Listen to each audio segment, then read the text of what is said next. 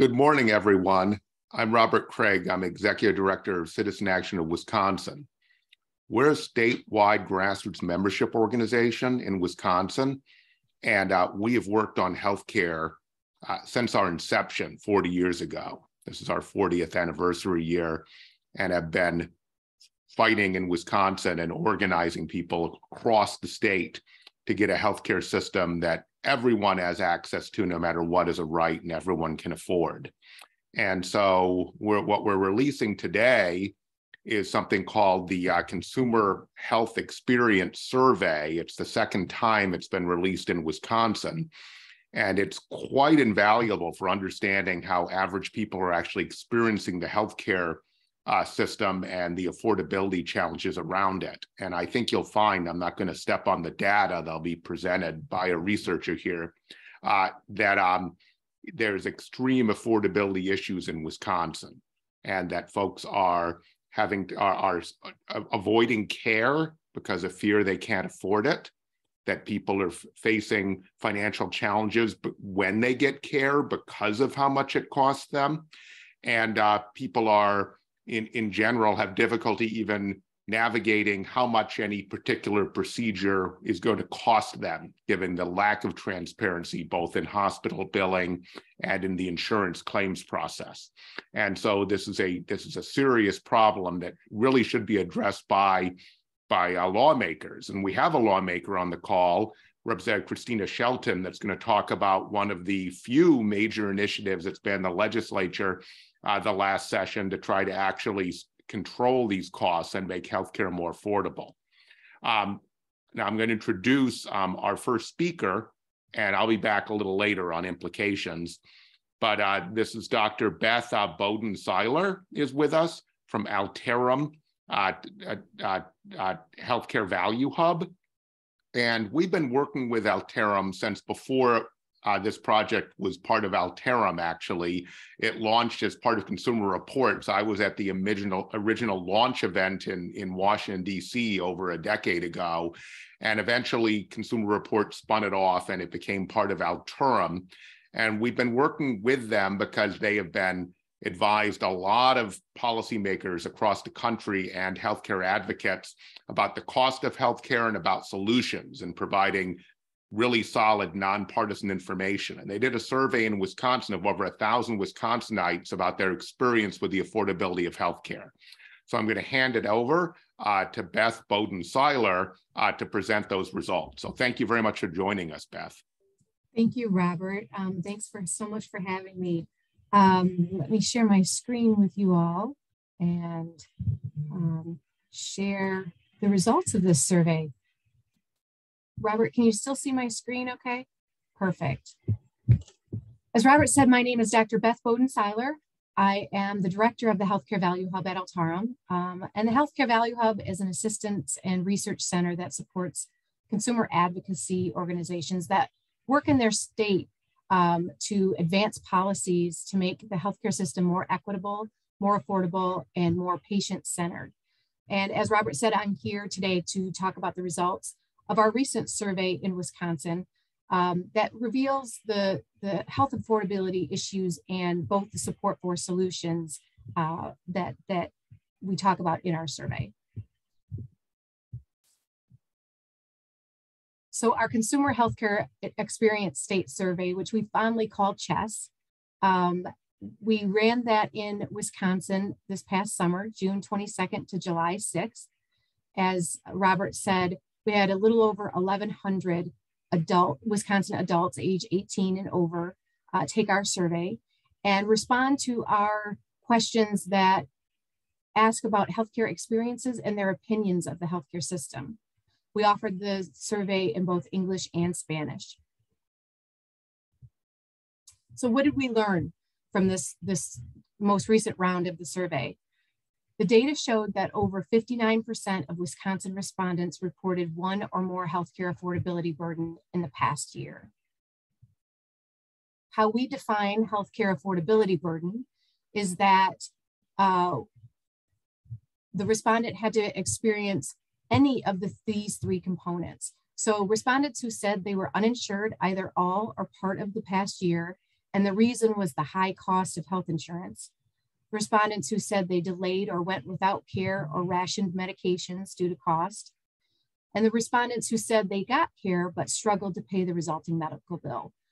If they answered yes to any of those, we counted that as an affordability burden for Wisconsin respondents. So let's first talk a little bit about going without care due to cost.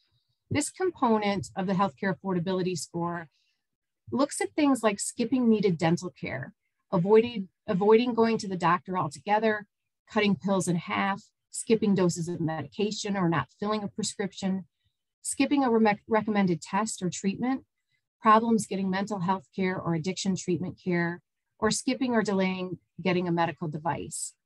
And we see that in Wisconsin, 52% of our respondents reported having done at least one of these things in the past year due to cost. We also asked the Wisconsin respondents about other barriers that may have been the reason why someone in their household did not get needed care in the past year. Cost was the most frequently cited reason, exceeding other barriers like getting time off of work, transportation, couldn't get an appointment, or lack of childcare, among others. But it's really important to recognize that healthcare affordability problems aren't just experienced by low-income earners.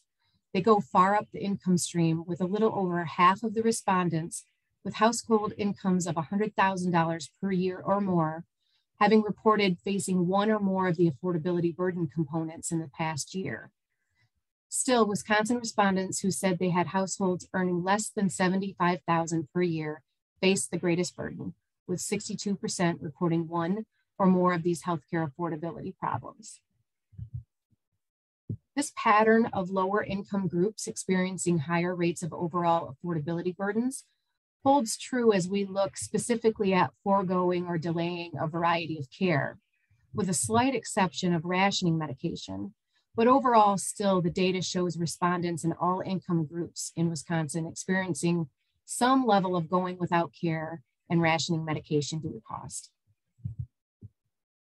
We also examined foregoing care by insurance type and found that those with Wisconsin Medicaid, the state's coverage for low-income people, and those with private insurance. And private insurance to us means either through an employer or health insurance that they purchased on their own, reported the highest rates of going without care due to cost at 60% and 56% respectively. We looked at some open-ended text bot responses, and we found that some respondents with Wisconsin Medicaid reported difficulty accessing certain services, or that certain services were not covered by their insurance, such as dental, medications, and behavioral health services. For example, one respondent said, "I miss my meds all the time because I can't afford to pay the out-of-pocket for the prescriptions that Medicaid will not cover." Another respondent said, "I need caps over my front teeth, but my insurance will not cover anything dental besides cleanings, extractions, and fillings." In addition, some respondents expressed confusion and uncertainty over which services were covered by Medicaid and didn't want to take the chance of an out-of-pocket cost. While the sample sizes in the open-ended texts were too small to report, these affordability challenges are still worth noting. Regional variations showed that residents in rural Wisconsin reported slightly higher rates of going without care and rationing medications due to cost concerns. The survey also found that respondents of color reported higher rates of going without care due to cost compared to white respondents. And we want to acknowledge here that the group comprising respondents of color, which includes Black or African-American respondents, American Indian and Alaskan Native respondents, Asian respondents, and Native Hawaiian or other Pacific Islander respondents, reported higher rates of foregoing care and rationing medication due to cost compared to white respondents. However, it's important to note that the groups within this category, they were combined due to small sample sizes, but that doesn't necessarily mean that they have uniformly experienced affordability burdens in the same way. Finally, the survey found that respondents who had a disability or lived with someone with a disability reported foregoing care and rationing medication due to cost at far greater rates than households without any disabled members. Now let's talk about the struggle to pay for medical bills. As we noted earlier, affordability burdens reflect not only the challenges in obtaining medical care, but even when respondents did get care, nearly 38% of them struggled to pay the resulting bill. Financial hardships due to medical bills, including using up all or most of their savings, being unable to pay for basic necessities like food, heat, or housing, and going into debt, among other things. The data here shows very similar results as the foregoing care component. Respondents of color reported higher rates of financial hardship due to medical bills compared to white respondents. Hispanic respondents reported higher rates of financial hardship due to medical bills compared to non-Hispanic respondents. And 59% of respondents living in households with a person with a disability reported financial burden compared to just 28% of those without a disabled household member. Given these experiences, it's not surprising that many respondents are concerned about healthcare costs and worry about them. 81% are worried or very worried about affording some aspect of healthcare in the future. While two of the most common worries, affording the cost of nursing home care or home care services and medical costs when elderly, are really applicable predominantly to an older population, they were the most frequently reported by respondents aged 25 to 54. This finding suggests that Wisconsin respondents may be worried about affording the cost of care for both aging parents as well as themselves. In light of these healthcare affordability burdens and concerns, it's not surprising that 70% of Wisconsin respondents believe the healthcare systems need to change. 50% said that healthcare should be a top priority for elected officials, and 49% said that they should specifically address high healthcare costs, including prescription drug costs. When given more than 20 options, Wisconsin respondents most frequently said the major reasons for high healthcare costs were hospital, drug companies, and insurance companies charging too much money. At the same time, they reported seeing the government as a key stakeholder that needs to act to address health system problems. The data show that Wisconsin respondents support a wide variety of actionable strategies they think policymakers should pursue. And the data also show there is bipartisan support for these policies. Robert, that concludes for what I have for you today. I encourage everyone to go to our website and take a look at the full reports. They're quite lengthy, but I'll turn it back over to you and the rest of the team. Thank you very much, Beth. That was extremely informative, and we'll have a Q&A. So anyone from the Fourth Estate, any reporters and journalists on the call will be able to ask you follow-up questions. Now I'm going to hand it over to Representative Kristina Shelton, who has been a major leader in this area.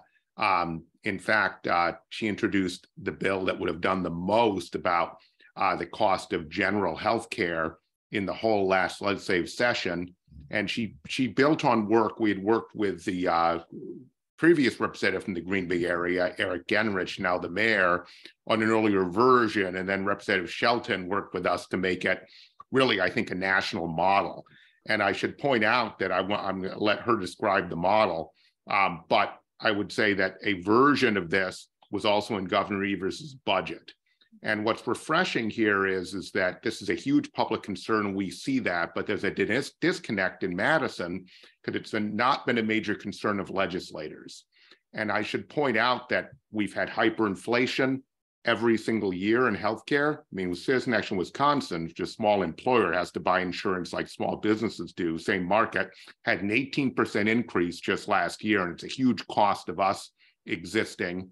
And in addition, a lot of polling last year I looked at, both state and national, showed that the very public service inflation, if you unpacked it, a large number of those issues were healthcare issues, and they were near the top of the inflationary concerns. So the media hasn't really reported well enough that the concern with inflation, that a big part driving that is the concern with the cost of healthcare. So Representative Shelton, let me hand it over to you to describe the bill you introduced last session and plan to reintroduce this session. Well, thank you so much, Robert, for that amazing and lovely introduction. It's great to be here with you again. And thank you to Citizen Action for your partnership, your courageous leadership, your steadfast commitment to building a Wisconsin that works for the majority rather than the few. It's really great to be here with you all. And Beth, great presentation as well. I love seeing all that data that validates what we know to be true, right? Which is that the system is not working for the majority. So I'm thrilled to be here to be able to speak about this. As Robert said, I'm Kristina Shelton. I represent the 90th Assembly District, which is mostly the city of Green Bay. And I've been in this position since my election of 2020, so I'm in my second term. But beyond my title, I'm a mom, I'm a health educator by trade. I actually taught K-12 and higher ed in health education. I have a master's degree in community health. And so health and healthcare is something that is really close to me, both personally and professionally. And truly, I really believe that, it is our health that is our real wealth. Anyone that's been sick or gone through bouts of sickness, or whether chronic, disease or acute, knows that if we aren't healthy and don't have access to the services we need, we really don't have much. It really has to be at the forefront of everything we do. And, hearing the results of this survey, it just continues to validate what we know people tell us every day and what we personally experience. I mean, as I was looking through these survey results, thinking to myself, yeah, I've also experienced putting off, delaying medical procedures because I'm unsure of how much it's going to cost, or getting those bills in the mail from my children or my husband about, procedures or, different aspects of healthcare that we thought would be covered. And all of a sudden we got a random bill and we were unsure of how to fix it. So this is personal. And, I think we have to remember that these are real stories of what people are facing every single day. And this is on top of what working families are already experiencing, right? Rising costs, housing insecurity, transportation. People are living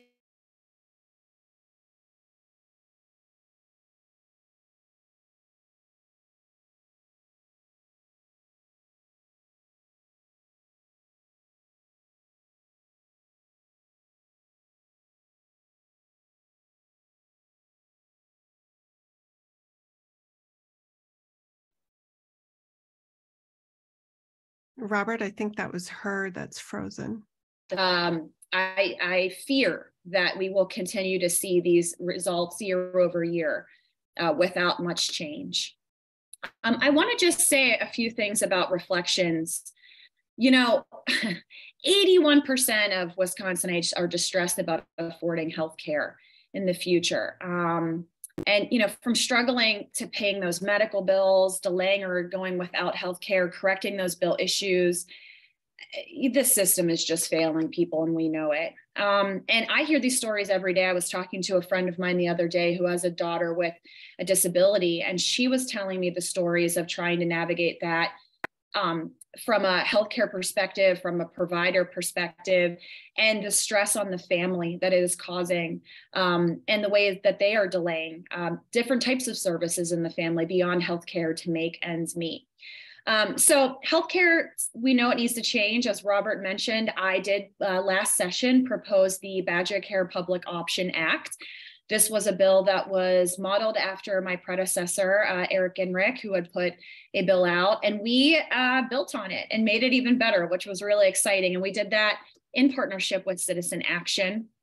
The Badger Care Public Option Act will be reintroduced this year, upcoming session, and I'm thrilled to see we had a number of supporters and Democrats who signed on, and we have been proud of our partnership with the governor's office as well to advance bipartisan measures to improve our healthcare system.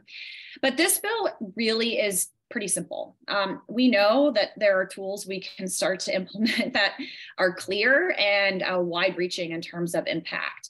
It moves away from a healthcare system that's driven by profit, and instead it prioritizes the health and wellness of working Wisconsinites.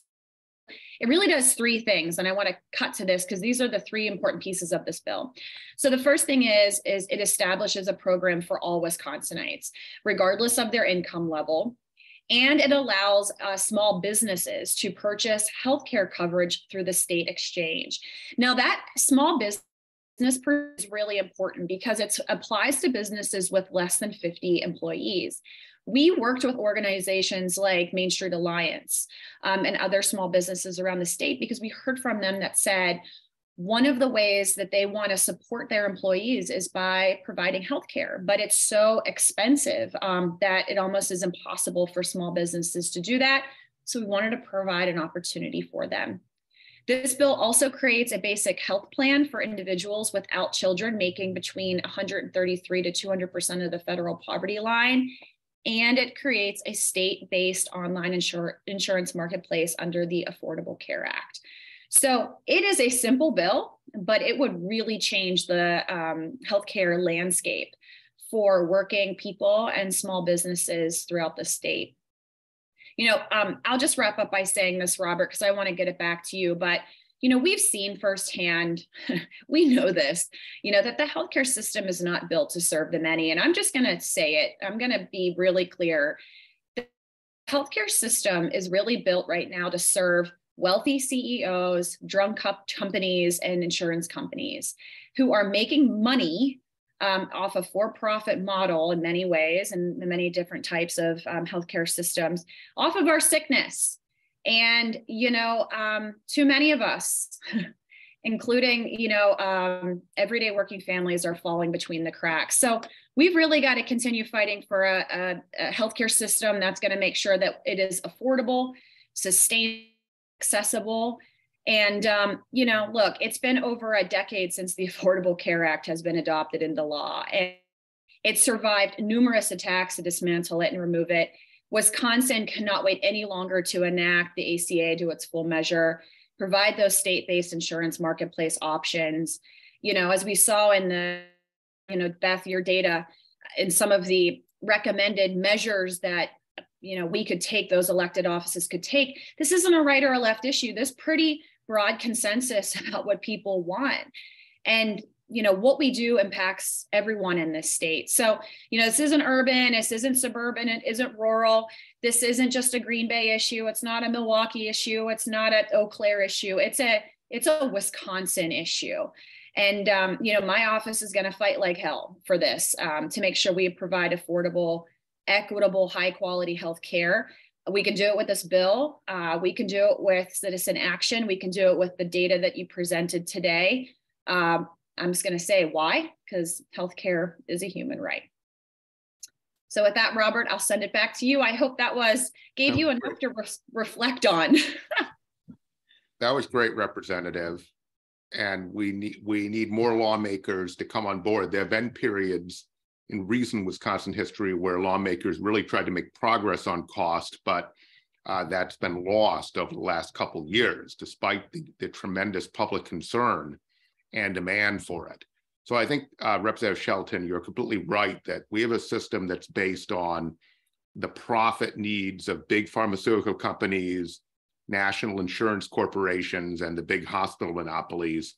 And the only folks who are going to care that it actually serve average people is our elected officials through our democratic process. That this is a proper sphere for lawmakers. Otherwise, the system will continue to be operated with profit foremost in mind. And that's the problem we've had, and it keeps getting kicked down the road, so we get hyperinflation each and every year. And it's stark. This report shows how stark it is. When you have 59% of Wisconsinites surveyed, a very large sample, who had a healthcare cost burden over the last year, and if lay people who don't have to use a healthcare system in a year, and 52% had avoided medical care because they didn't think they could afford it. 39% struggled to pay the bills, and we're talking about people maxing out their credit cards, taking out second mortgages. We're talking about people actually doing the other necessities without food, getting behind on rent, things like that. or, maybe sending their kids to college or supporting them when they're in college. It goes on and on, right? Not replacing a car that needs to be replaced or fixed. And we know, based on national data, that 40% of Americans can't afford an emergency $400 bill. And you know what? If you have any kind of procedure at all in this system, you'll be lucky not to get a $400 charge. Now, you might be fortunate enough to haggle with the insurance company and with the hospital and get it lower than that. But you can see when you have that little margin why you would fear that. And it's still 66% of bankruptcies are medical cost related. And medical bankruptcy, healthcare bankruptcy is skyrocketing. So this is a huge public concern. And what's great about Representative Shelton put out is, with the Badge Care Public Option Bill, it gives people more options. People on the Affordable Care Act marketplace can continue to sign up for the, your big corporate insurance plans, but they'll be able to buy into Badge Care costs if they want, and that has lower premiums, and it is not a model that's based on claims denial. But as we learned in the report, there are things it doesn't cover very well, like dental. So we don't want to say anything is ideal, and people will make the choice. Small businesses don't have the choice of a high quality, affordable plan. This provides them a much better option, this bill. And it also actually expands public insurance substantially higher than even the expansion of Badge Care would do. The Affordable Care Act has an element called the Basic Health Plan that allows you to go even higher. Minnesota's done it, Wisconsin hasn't. So this is a visionary bill. Governor Evers included a Badge Care public option in his last budget. He also included a prescription drug price review board that would start to get a handle on outrageous price gouging among prescription drug corporations who have rigged the system. We started to see federal progress under the Biden administration with Medicare. They tried to go further, but the filibuster blocked that, unfortunately. And so you have seen at the national level in the last congressional session some real attempts to curb healthcare prices and start to take major steps. You haven't seen it in the legislature. And so I want to compliment Representative Shelton for leading the way. You had a lot of co-sponsors last time. We hope to work with you to make this even more universal. And we're certainly hoping that Governor Evers will include this in his next budget. But this should be a wake-up call to lawmakers, what the data that Beth presented and all of her colleagues and she produced at Altarum Health Value Hub on the situation in Wisconsin, actually talking to average people and really hearing what they're going through, trying to struggle with the unaffordable cost of healthcare in this state. So with that, I want to thank both of you. And I know Karen will be, our campaigns director, will be, if there are questions from journalists on the call, you'll be able to ask them now. And you just got to chat, folks on the call covering this, that there's a way to enter Q&A in your Zoom. So it's at the bottom. Well, on my screen, it's at the bottom between chat and participants. Okay, we have one from Eric Gunn from the Wisconsin Examiner. Some claim the price transparency is sufficient to address the cost of health care. Why is that? Why is that not adequate? I'm going to open up, but let me just say, because I've been around that reform attempt before, it's really hard to actually get it. And every time in Wisconsin we've gotten close, the power, for example, of the hospital lobby has been such that they made it so it wasn't real transparency. It wasn't really clear or easy to know the price. But I'm sure that probably Beth has some opinions on, even if we were to get to true transparency, which the public wants, clearly, according to this survey in Wisconsin, if that would be sufficient based on the research you're aware of to curb what President Obama used to say, what was it, bend the cost curve, though that's less eloquent than most of President Obama's utterings, but he did famously say that. Yeah, Robert, thank you. I'll leave the specific answering in details of that question to Representative Shelton, because you all know your state. What we see in data and what we've seen quite a bit in some of the questions we ask is that even when transparency legislation works, and I think that that's maybe works is a very generous word to use there. The end result assumes that the consumer will search for it. The consumer has time to search for it. We see in some of our worry questions about what are you concerned about, it's emergency illness, it's major accidents, it's things like that, in which there isn't a lot of time then to go on and say, well, I need to go to this hospital because that's where my network is, or I need to do this because that's what I can afford to do. I need to go here. Healthcare is one of those unique positions in which even when we do have all of the transparency tools at our fingertips, and even when we do have the time, it is complex. And those things don't happen every single instance we need to interact with the healthcare system. And so merely offering transparency tools is one of many things that can be done. I think your data in Wisconsin shows that the solutions suggested or offered in our survey, the most compelling piece of that is that they are bipartisan, is that there's support widely, and it really just doesn't matter. As Representative Shelton said, this is a healthcare issue. It doesn't matter where you live. It doesn't matter who you are. It doesn't matter the majority of the viewpoints you hold. It is a concern of everyone, and these solutions are pretty bipartisan across the field, and that's what we see in Wisconsin. Transparency, one step, sure, that is a piece of the puzzle, undoubtedly. Will it just get us there from just doing that? I don't think the data shows that. I think the data shows pretty clearly that it's difficult to maneuver this system. It's difficult to get at that information. And there are times in which this is inherently a space in which people aren't going to take that time. They don't have it. They are in life and death situations, and they're concerned about it. So part of it is, before I hand it over to Representative Shelton, that it's complicated. It's not like if my 32-inch TV behind me goes out for the Super Bowl, I can couple clicks on my internet and see a whole range of prices from a whole lot of sellers online and brick and mortar, and it's really clear what you're getting. The second thing is, I know there was research done over the years on how much of healthcare costs is shoppable in the first place.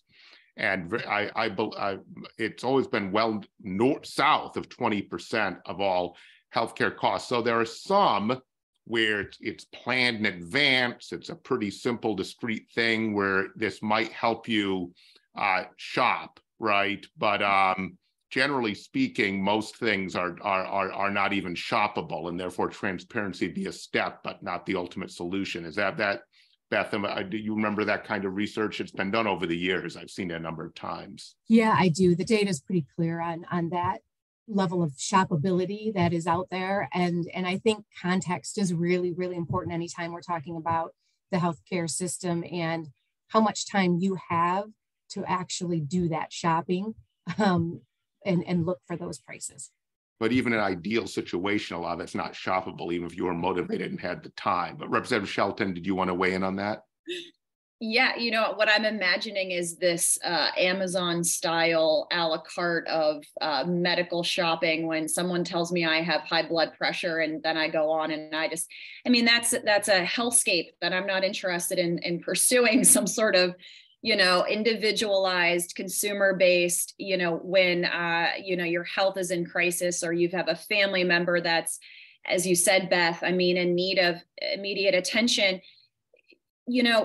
it is not, again, built around the belief that healthcare is a human right. Again, it shifts the responsibility onto the individual rather than on understanding health and wellness as a societal good when we take care of one another, And I'd also say too, of course, transparency is always important. My husband had a doctor's visit a couple months ago, and they recommended him to get some additional blood work done. And one of the tests that was run, we received a bill for $300 or $400. And he called the healthcare provider to find out if we could get it fixed. And they said, well, you received that bill, that test with outside of the window of time on when we recommended it. That's why you're being charged.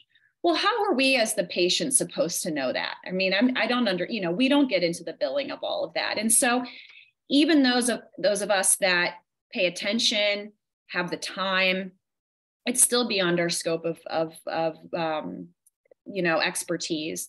And the last thing I'll say is, look, overall, again, we're dealing with a system that is for profit, that makes money off of people needing healthcare, because we all are going to need it at some point or another. And in my opinion, any system that makes money off our health and wellness is going to be inherently flawed. And until we shift that system into a more humane system, these one hand off, these one solutions will be great, but they won't get to the systemic issue. I have another question from Colton Emsweiler, and Colton asks, what actions are the Wisconsin legislature taking to directly address the cost of healthcare? And my recollection, Representative Shelton, there was some temporary measures during the pandemic, like requiring that COVID testing be covered, requiring that without cost, but then all the COVID treatments be covered by insurance plans. I believe those were temporary. They were proposed by the governor, and the legislature made some changes, but did a large number of them, and actually in some ways limited surprise medical bills. I'm not sure that was permanent, but very little beyond those temporary measures during a public health crisis. Really, the two measures we mentioned before that have been advanced recently are the Badge Care Public Option Bill, Representative Shelton's bill, and the Prescription Drug Price Review Board. Governor Evers has had versions both in his last budget. None of them have even gotten hearings, let alone a vote in the state legislature. So I would say that the legislature as a whole, not individuals like Representative Shelton, have been asleep at the wheel on this. But am I being too negative, Representative? No, I think you paint a really accurate picture of where we are politically. I mean, look, Wisconsin is one of the most gerrymandered states in the nation. We have a lack of accountability in our elected officials in the legislature due to that inability to hold them accountable at the ballot box. And I think that creates elected leaders that fail to advance the will of the people. And the will of the people is saying that the system isn't working. I mean, you think about something like Medicaid expansion that we still have not taken. That would have brought in, at the time, it was an additional $1.6 billion and insured an additional, I think it was like 100,000 additional Wisconsinites, and we turned that down. So the question isn't, to me, what are we doing? It's what are we actively not doing? And that is a lot. We are doing a lot to not take action to ensure that people have the health care that they need. I'm thankful that we have Governor Evers, who continues to veto bad legislation, but also, in his first budget, when I was here 2 years ago, that I was a part of, was a very visionary statement. We heard in his address last week his vision for the future of Wisconsin. He didn't talk as much about healthcare in that speech, but I anticipate he's going to be working that into his budget and into his priorities for the next 2 years. And we just have to continue to fight in the legislature, but we have to continue to work with organizations like Citizen Action to organize, to push our electeds to take action. Because look, I don't know exactly how this has to, I'm not positioning that I have all the perfect answers, but I know that we have to have the political will to do something, because right now we're not doing anything. And there need to be proposals. I assume you welcome people making counter proposals, having debate, discussion, doing what legislature is supposed to do in a well-functioning democracy. I would love it. That would be great. I mean, we can't even get bills into hearings, as Democrats. And so that's what I say all the time to folks, and when they say, you have to find common sense solutions. And I say, we find common sense solutions when we all come to the table and we debate the merits of ideas under the vision and understanding that healthcare is necessary.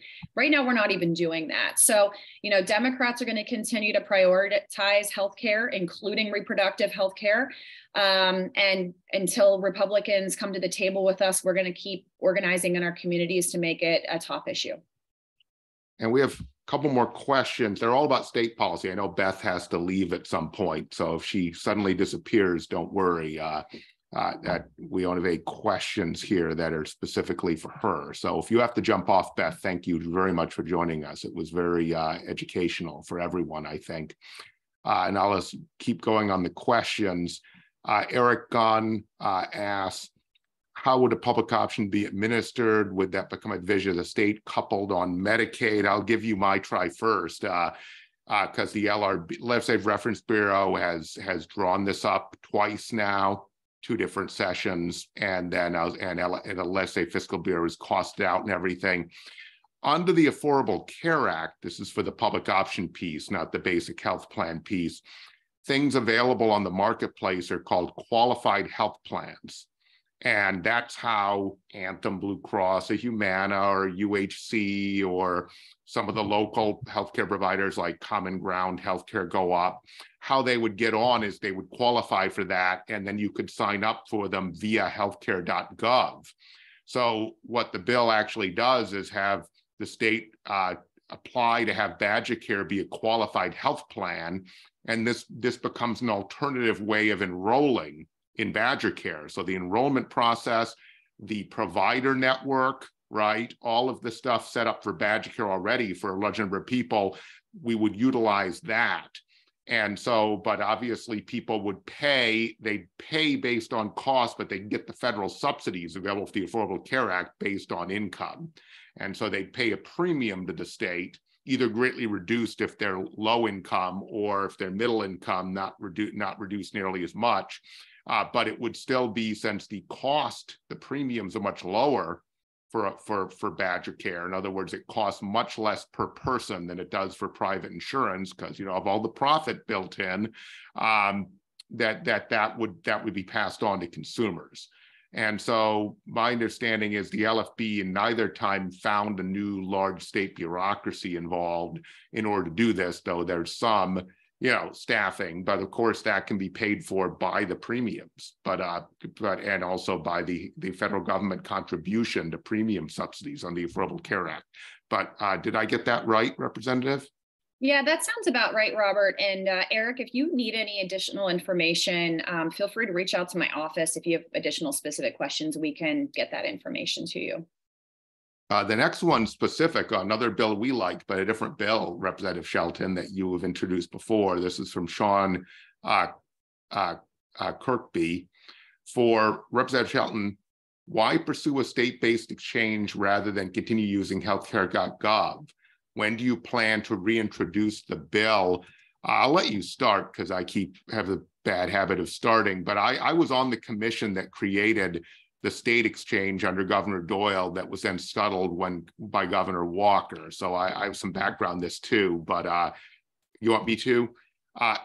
Yeah, the advantage of a state exchange is you have more flexibility. For example, it's very limited when you can enroll in the Affordable Care Act under healthcare.gov. You can enroll if you're seeking new insurance, right? You're not insured, and once a year, or you can enroll when there's a qualified event, like you lose your job and your employer provided health care. You're a small business, your employer has to stop providing health care because they can't afford it, and only a third of small businesses are able to afford it. It's so expensive.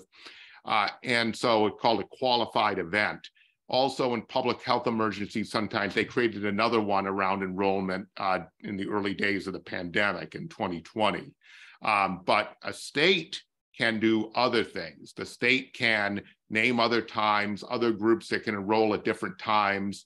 They can have a longer enrollment period.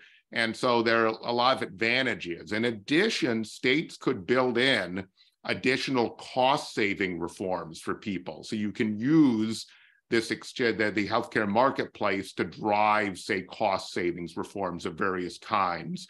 And so it gives the state a lot more flexibility when a state is ambitious to try to make the healthcare system as high quality, as affordable as possible. It is strange. At first, Governor Walker seemed like he was going to continue and make changes to the blueprint. I was on the advisory committee that created the blueprint that Governor Doyle had created, because he didn't want to hand it over to the federal government, which is, usually Republicans are not big fans of federal government power, at least in these issues in healthcare.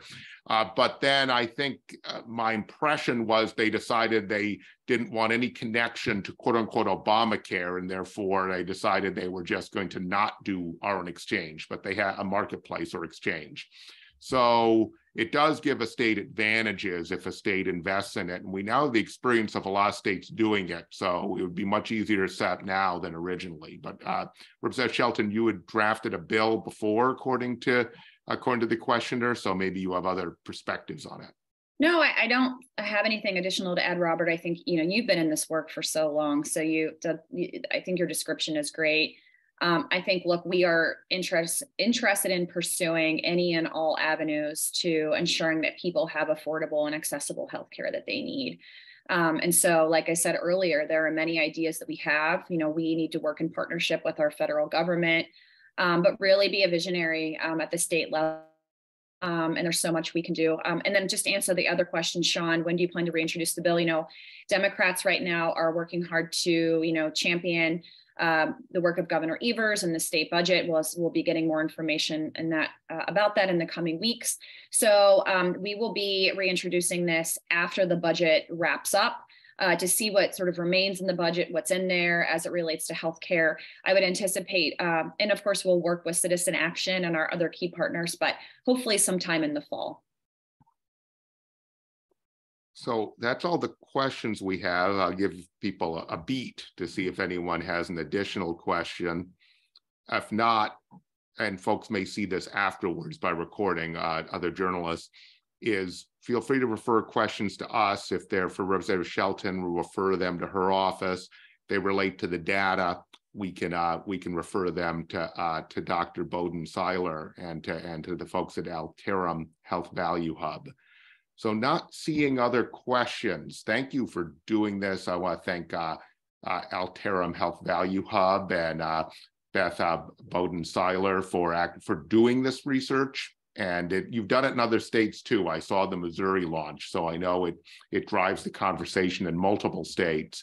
And then Representative Shelton, not only for being on the call, but for your much needed leadership on healthcare costs and guaranteeing everyone in this state has quality, affordable health care they can afford. So thank you very much, everyone, and feel free to reach out with questions for any of us. Thanks, Robert. Thanks, Beth. Be well.